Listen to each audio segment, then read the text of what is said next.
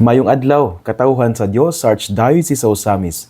Sa ngalan sa tong talawron nga Arsobispo, si Archbishop Martin Sarmiento Khumuwadidi ug sa kahugpungan sa tibuok kaparian dinhi sa lokal nga simbahan sa Osamis. Kini nausab si Reverend Father Eman Pudyutan ang maghatod kaninyo sa atong pagpamalandong bahin sa Ebanghelyo karong adlaw. Mga igsoon ko ni Kristo, adlaw karong nga Sabado, November 16 sa tuig 2024 ug ana na kita sa ika-katluag duha nga semana diha sa ordinaryong panahon sulod sa liturhikanhong kalendaryo sa atong simbahan. Ug niining adlaw nga Sabado, ako yung pagtimbaya sa atong mga suking tigpaminaw nga kanunay gayud nagasunod ni natong mga pagmamalandong sa matag adlaw sugod Lunes hangtod sa Sabado nga ipahatag or ang muhatag sa maong pagmalandong mao gayud ang atong talawron nga Arsobispo si Archbishop Martin Sarmiento Khumuwadidi uban ni Reverend Father MJ Samonte ug ako mo nang ako gyud pagpasalamat ug pagtimbaya gayud sa mga suking tigpaminaw kanato nga kanunay naminaw niini nga atong mga pagmamalandong aron usab sila malamdagan sa Ginoo pinaagi diha sa kahayag sa Espiritu Santo. Ilibra gayud ang mga nagalantaw karon sa FB page no sa atong DXTD, apil na usab diya sa atong radio station sa AM 657 ug sa atong FM sa 100.7. Busa sa atong mga avid viewers, avid listeners ug avid followers, akong panghinaot kaninyo karong adlaw, kiniutang adlaw may mong ayong adlaw, mabungahon nga adlaw alang kaninyo. Ako usab nga pagtimbaya sa tanan natong mga trabahante karon. Ilab na gayud ang naay kanabitawng ang mga amo nga ana ay mga trabahante nga nagtrabaho diha kanila sanglit karon Sabado man 16 unya kaghapon 15 ting sweldo kay ana naman kita sa katunga or ang mitad sa bulan sa Nobyembre. Busa sa tanan nga mga amo karon nga naay mga trabahante nga nagtrabaho ubos sa ilang ang pagtumala sanglit karon adlaw nga Sabado or basin kagahapon gipanghatag na dili na nato kalimtan kanag yung paghatag yun sa saktong sweldo ngadto sa atong mga anang nagtrabaho diha ubos atong pagtumala. So sa tanan nga mga amo, ako panghinaot o pagtimbaya ninyo karong adlaw, apil na usab ang pagpahinumdom sa paghatag gayud sa sweldo sa ato ang mga trabahante. Sanglit karong adlaw man nga Sabado, unya November 16 sa tuig 2024, panahon o adlaw sa ting sweldo kay 15:30 kung 15:30 kaghapon siguro ang uban siguro karon pero hinatutang nga ihatag yun. Dili pa sama sa gingon sa atong talahron nga Arsobispo, dili pa lampason ang bulan nga sa sunod bulan na lang ihatag ayaw. Ihatag yun ang sweldo kay kana sila nagtrabaho aron nga ana ay maipakaon sa ilang pamilya. Wa ta kay balo nga ang uban ni ana ang ilang sweldo kanabang giutang na daan. Grabe taong nangutang na sila daan aron nga anaa sila'y magasto sa tibok semana, pangpalit og bugas, mga pagkaon, balon sa mga anak na nag-eskwela. Unya naghulat sila sa kanabitawong adlaw nga ting sweldo aron nga inigabot sa sweldo ilang ibayad sa utang. So wata kabulo nga nay uban nga ingana ang kaning kahimtang sa kinabuhi. Busa ihatag gayud ang sweldo. Kay matud ba sa Biblia, no? Diya bitaw sa Ebanghelyo sumulat ni San Lucas, kapitulo 10, versikulo 7. Og diha usab sa unang sulat ni San Pablo ngadto kang Timoteo kapitulo 5 versikulo 18 usbon ko diha bitaw sa Biblia sa Bagong Testamento sa Ebanghelyo sumala ni San Lucas kapitulo 10 unya versikulo 7 ug sa unang sulat ni San Pablo ngadto kang Timoteo kapitulo 5 unya versikulo 18 nagaingon nga ang mga mamumuo angay gayud nga suhulan. Ang mga nagtrabaho, angay gayud nga suhulan. Busa sa mga tanan, nga naay mga trabahador nga nagtrabaho ubos sa ilang pagdumala, hatagi gayud sila sa ilaang sweldo. Kay kana ilaang hinaguan, o kana angay gayud sa ilaa.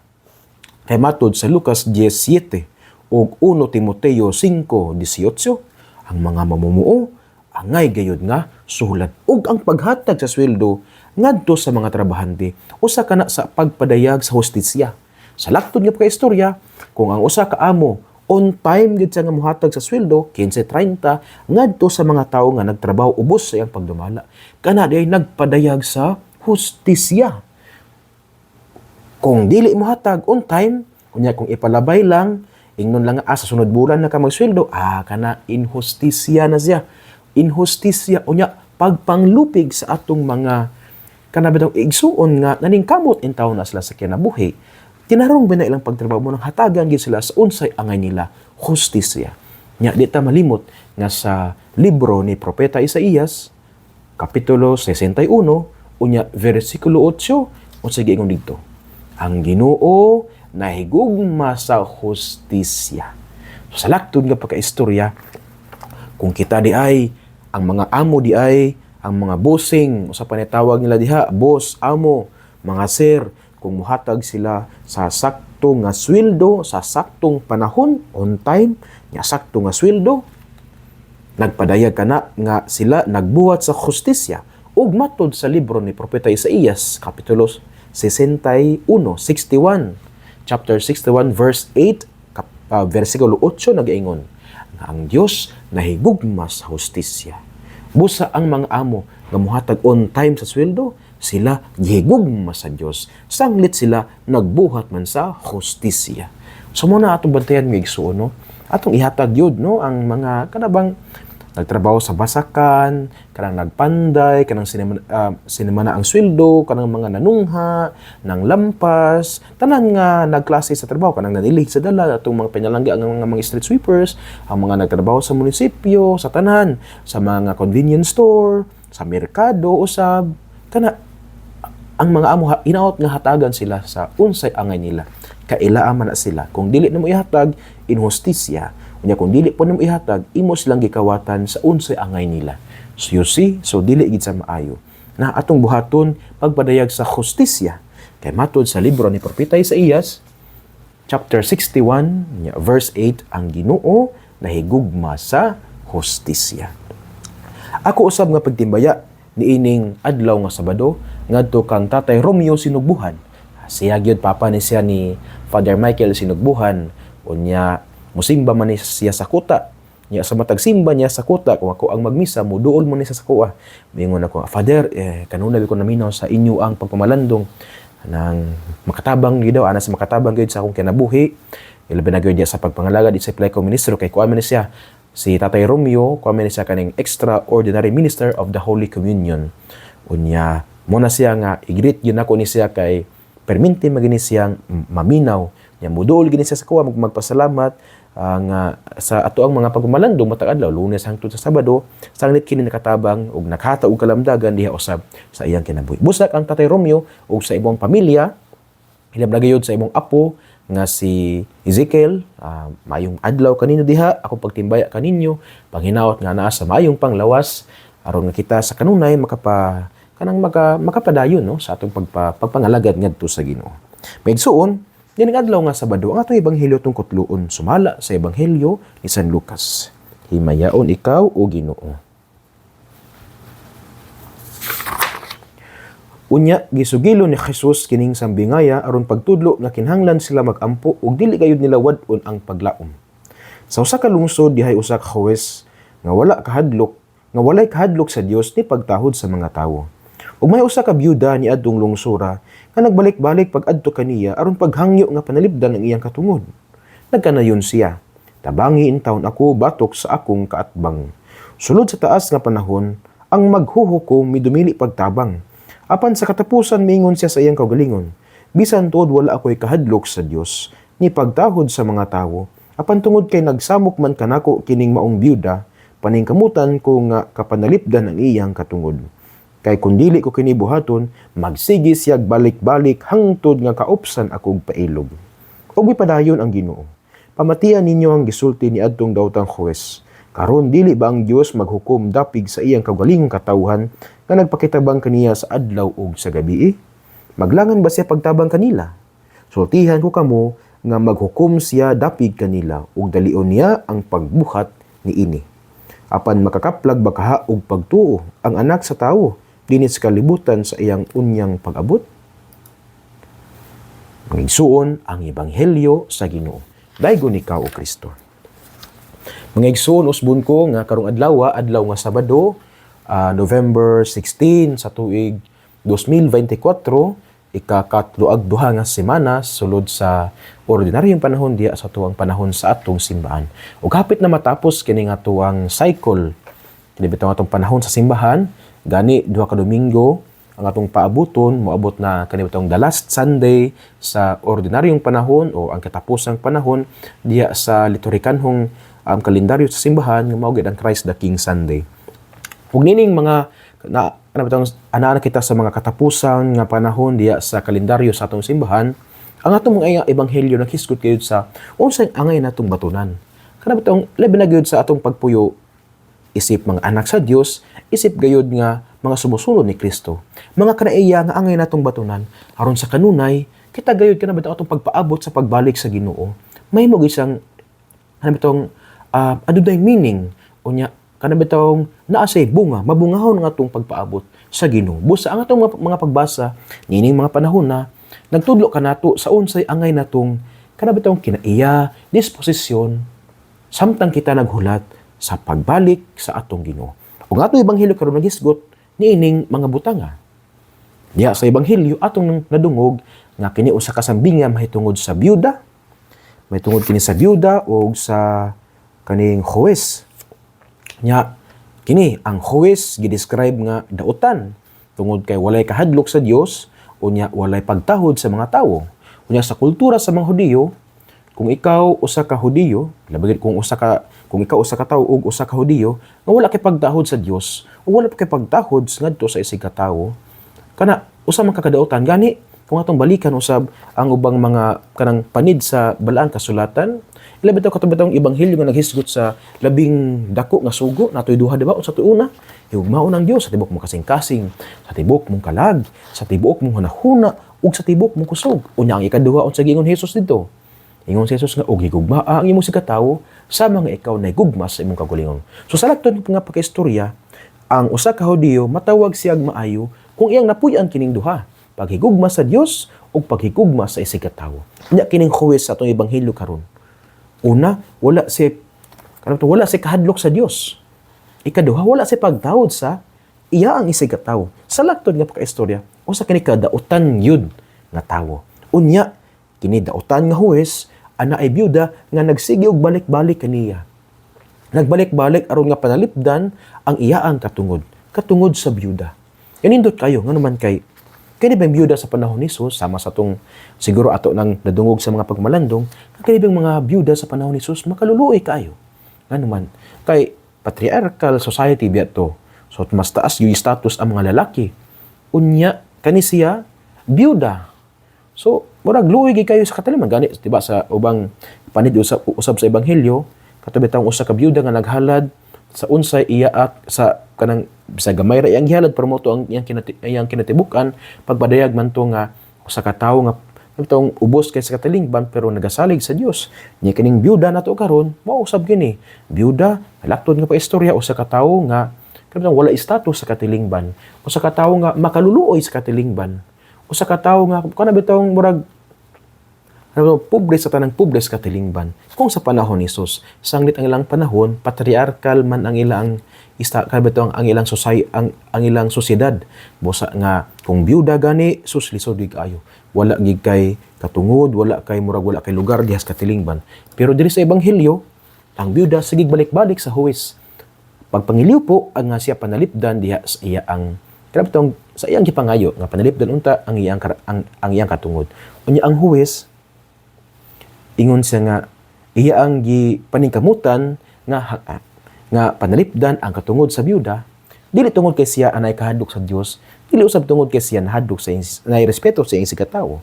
Iya kining gibuhat tungod kay gisamukan man siya sa maong byuda. Gisamukan siya, nya giingon pagidini nga iya kaning panalipdan kay kung dili niya buhaton, magsigig balik-balik ang byuda unya mahutdan niya sa pailog. Kini nga sambingay mga igsoon natong nadungog. Nindot kaayo tungod kay kin nagtudlo kanato una kada bitawng the importance of persistent prayer. Kada bang persistent ka sa atong mga pag-ampo. Kada bitawng pag-ampo nga makanunayon. Pag-ampo nga dili lang pag-ampo nga taphaw-taphaw. Dili pod pag-ampo nga mura bitawg kanang seasonal. Dili. Ang pag-ampo di ay usa ka persistent prayer kanang pag-ampo nga makanunayon.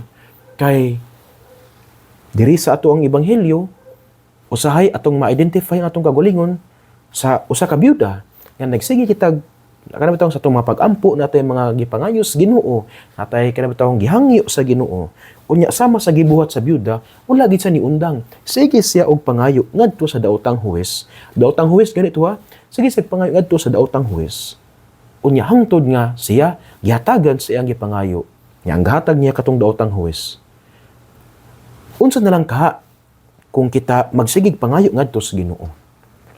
Nga ang Ginoo usa man siya ka mahigugmaong amahan nga nasayod pagani siya sa unsay atong panghinanglan before nato ni siya ibukas sa atong mga baba. Unsa na lang ka kung kita naghigugma gyud sa Dios nga kita gumikan sa ing dakong gugma gipadala niya ang yang bugtong anak kanato. Unsa na lang ka kung magsige tag pag-ampo didto sa Dios, kung magsige tag panghayo sa Dios. Kana gyud malukmay gyud ang kasing-kasing sa Ginoo sa usa ka tawo nga persistent or makanunayon diha sa iya ang pag-ampo. Nga naman, kay kung persistent ta sa atong pag-ampo, kini nagpasabot nga tinud-anay gyud ang atong gipangayo. Kung persistent ta sa atong pag-ampo, kung kita nag-ampo sa kanunay, kini nagpadayag nga kanang bitong tinuoray gyud ang ato bitong tinguha, tinuoray gyud ang ato bitong kanang bitong mga intensyon, mga panginahanglan diyas kinabuhi. Nga naman, kay gibalik-balik man nato ni gaan tag usa ka emplo ha. Kanang bitong usa ka nanguyab no, usa ka nanguyab sa usa ka babayi. Kung ang iyang pagpanguyab atong maingon nga usar ka semana, unya wala man siya sugta. Unya ning undang siya pagpanguyab, magaingon ta nga wala dili gito tinuoray nga naman kay kulang og persistence. Pero manguyab gani ana hangtod mabot sa usa ka bulan, ingnon nga pahalaton duha ka bulan hangtod nga niabot ang usa ka tuig pero nagsige gyapon siya og kanang bitong court sa maong babayi. Ang kasing-kasing sa babayi malukmay gayud. Diha moingon ang babayi nga ako ginakita nga ang kaning tinguha nining maong ulitawo, kaning maong ulitawo nga naninguha nga makabot ako ang tamis nga yes, tinud-aray gyud ang iyang paninguha. Tinuoray gyud ang iyang tinguha nga makabot ang akong tamis nga oo. Busa ako siyang hatagan ini. See, nalukmay ang iyang kasing-kasing kay persistent makanunayon man. So, ingana ang analogy, ingana po ang Ginoo. Kung sa atong pagpangayo, makanunayon, dili kay kanang bitong usa ka semana human undang na pod usa. Dili makanunayon gayon.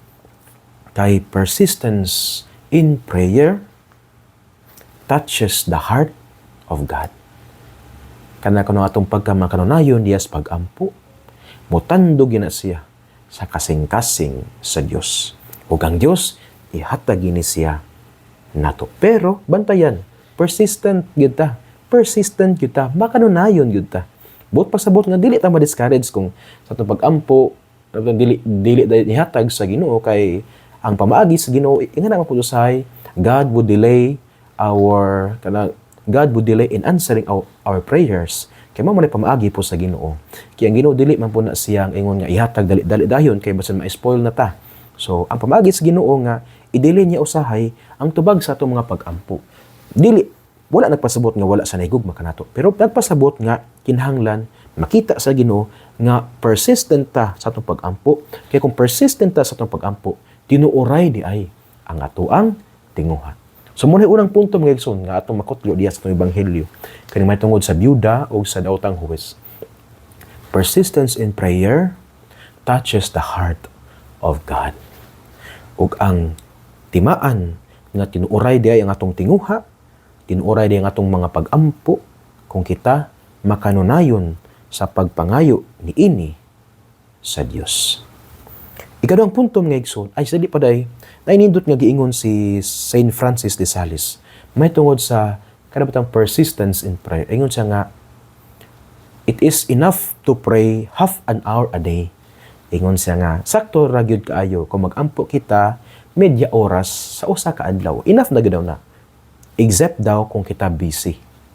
Kay kung busy daw ta, ingon siya nga, when we are busy, then make our prayer an hour. Kung kita daw busy, atong himuon ang atong pag-ampo ug usa ka oras. Ingon siya nga, usbon ko, ingon siya nga, sakto ra kaayo, enough ra, na mag-ampo kita half an hour, kanang katunga sa oras, usa ka adlaw. Pero kung busy ta, himuon nato nga kining katunga sa oras atong himuon og usa ka oras. Kini gyapon nagpakita sa persistence in prayer. Makanunayon nga pag-ampo ngadto sa Dios. Kay ang persistence in prayer touches the heart of God. Ikalawang punto mga igsuon, mao gid kini. Nga diha sa itong mga pag-ampo, sumpay po ni siya sa unang punto, katong persistence in prayer. Nga diha sa itong mga pag-ampo, usay, dili ta dunggon sa Ginoo. Susama sa byuda, sa diyang unang higayon nga siya nagpakaluoy ngadto sa huwes, wala man dayon siya tagay sa iyang gipangayo. Gani, kapila man siya nagbalik-balik, ingon man sa Ebanghelyo, kapila siya nagbalik-balik, paghangyo sa huwes, sa iyang gusto nga makabot. Sa lakton ba istorya, anay gayon nga wala gid sa gitubag. Mao na nga kini nagtudlo kanato nga we need to trust in God's timing. Kay ang realidad sa kinabuhi yun mao gid kini nga God would not answer. There are times that God would not answer immediately enseguida our prayer. Because there is wisdom diha sa pag-delay, sa pagtubag sa Ginoo, sa atong mga pag-ampo. Naagyoy kanabitang wisdom kanang pagka-delay sa mga tubag. Munang we need to trust in God's timing. Kaya susama sa giingon, persistence in prayer touches God's heart. And so, we need to trust in God's timing. Musala kita diha sa timing sa Ginoo. Kay ang ang dynamic sa Ginoo dili man sa Kronos. Ang panahon sa Ginoo dili man Kronos, Kairos man siya. Subot pasabot nga God would answer our prayer not according to our own standards of when it would be, but it will always be according to the standard of God. Yan naman. Kaya ang muhatlag sa mga pag-ampo, ang mutubag sa atong mga pag-ampo, dili man kita. Ang mutubag sa atong pag-ampo, ang Dios man. Busa ang tubag sa atong mga pag-ampo, kinisubay sa pamaagi sa Dios. And so, we need to trust in God's timing.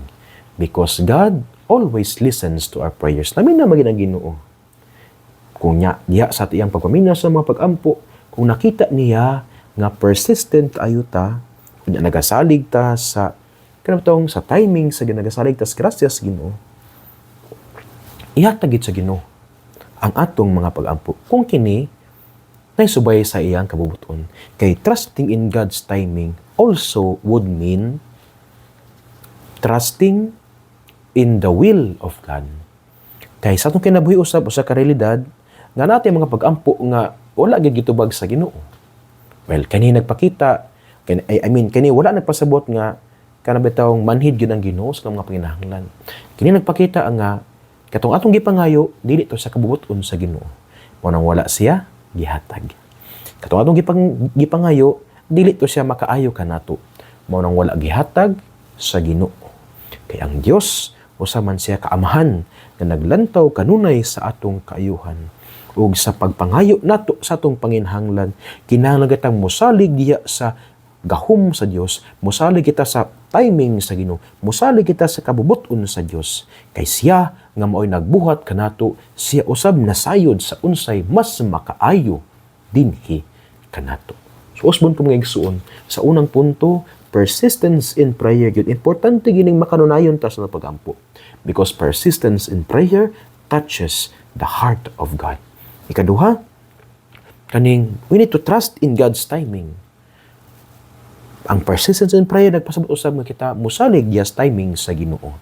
Because God, part of the ways of God in treating His children, beloved children na kita, is sometimes God would delay in answering our petitions and prayer.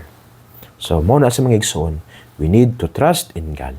Kunya ikatulong punto mo kini, kung kita persistent sa atong prayer, kung kita nagasalig diya sa timing sa Ginoo, kung kita nagasalig diya sa kabubuton sa Dios, kini di ay nagpadayag nga ana atay lig-on nga pagtuo. Usbon ko. Kung kita makanunayon sa atong pag-ampo, unya kung kita nagasalig kita sa timing sa Ginoo, nagasalig kita sa kabubuton sa Ginoo nga maoy makaayo alang kanato, alang sa atong kinabuhi, kini di ay nagpadayag nga lig-on ang atong pagtuo.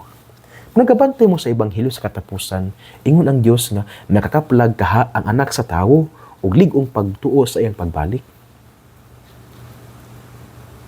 Kini kita makaingon ta sa atong kaugalingon nga lig-on ang atong pagtuo kung persistent ta sa atong pag-ampo ug kung musalig ta diha sa timing sa Ginoo, diha sa atong mga gipangayo sa atong kinabuhi. Kining duha nagpadayag nga lig-on ang atong pagtuo.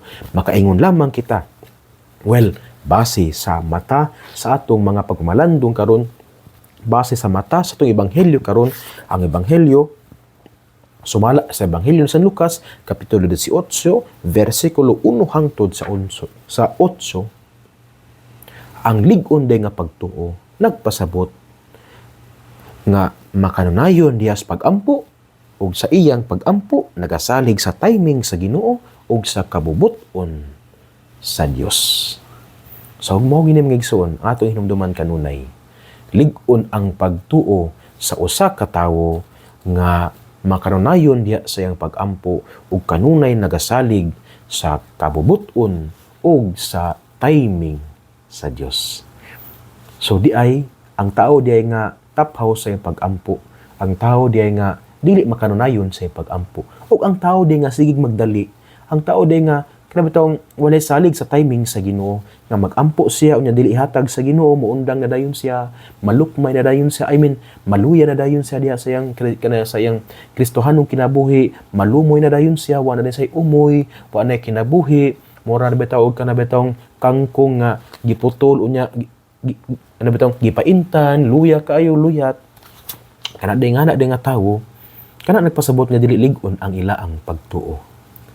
Kay kung lig-on ang atong pagtuo, kita makanunayon diha sa atong pag-ampo o kita musalig kanunay diha sa kabubuton ug sa timing sa Ginoo sa pagtubag sa atong mga pinahanglan diha sa atong kinabuhi. Mga igsoon, usbon ko nining adlaw nga Sabado, November 16 sa tuig 2024, diha sa atong ebanghelyo Lucas 18, 1 hangtod sa 8, nga naghisgot nga nato sa usa ka sambingay sa daotang huwes ug sa byuda. Kini nagtudlo ka nato sa tulo ka butang. Una, persistence in prayer. Importante kaayo nga kita makanunayon diha sa atong pag-ampo. Kay ang makanunayon nga pag-ampo, persistence in prayer, touches the heart of God. Ikaduha, importante nga diha sa atong mga pag-ampo, kinahanglan kita mosalig sa timing ug sa kabubuton sa Dios. Kay realidad gayud nga ang Dios dili dayon siya diha mutubag or mohatag sa atong gipangayo. Kay naay wisdom diha sa pag-delay sa atong mga petitions, naay wisdom diha sa pag-delay sa atong mga gipangayo sa Ginoo. Busa, we need to trust in God's timing and in God's will. Ikatulo, ang persistence in prayer ug trusting in the timing and will of God means firm faith. So kung pagsabot diay lig-on ang atong pagtuo, kung kita makanunayon diya sa atong pag-ampo, ug kung kita mosalig gayud sa timing sa Ginoo, mosalig gayud kita diya sa kabubuton sa Ginoo. Ngigsuon din nila kukutob sa akong pagpamalandong. Dili ato kalimtan nga ang pulong sa Dios angay gid siyang paminawon, pamalandungan ug paningkamutan nga puy-an diha sa kinabuhi. Kay bulahan kayo ang tawo nga naningkamot nga magpuyo sa mga pulong ni Jesus. Sama siya sa usa ka kahoy nga gitanom daplin sa sapa kansang dahon dili gayud malaya. Unya tiempo sa ting bunga siya gayud muhatag og maayong bunga. Igsuon sa sulod na usab nga higayon din kita magkita diha gayud diha sa pagmamalandong sa atong mga ebanghelyo sa matag adlaw Lunes hangtod sa Sabado. Ayaw kalimot nga ugma adlaw nga Domingo. Akong awhagon ang tibuok banay nga kanang magkuyog mangadto sa simbahan kunya magkuyog og simba kay ang banay gani nga maampuon usa kana katimaan nga ang Dios nagahari diha sa ilaang kinabuhi. So giawhag ko ang tibuok banay nga ugma manimbag yun ta, manimbag yun kay usa kani kay ang pag-ampo mod mapunin mo lig-on diha sa tong panaghigugma ay isip usa ka banay. Ngigsuon uban sa pangaliya sa atong mahal nginahan nga gitawag natong mga misa-misnon nga Birhen sa Kuta. Ang Dios unta magapanalangin kaninyo kanunay Sa ngalan sa Amahan, ug sa Anak, ug sa Espiritu Santo. Amen. Mayong adlaw, mag-amping sa kanunay, ug ki Dios les siempre bendiga.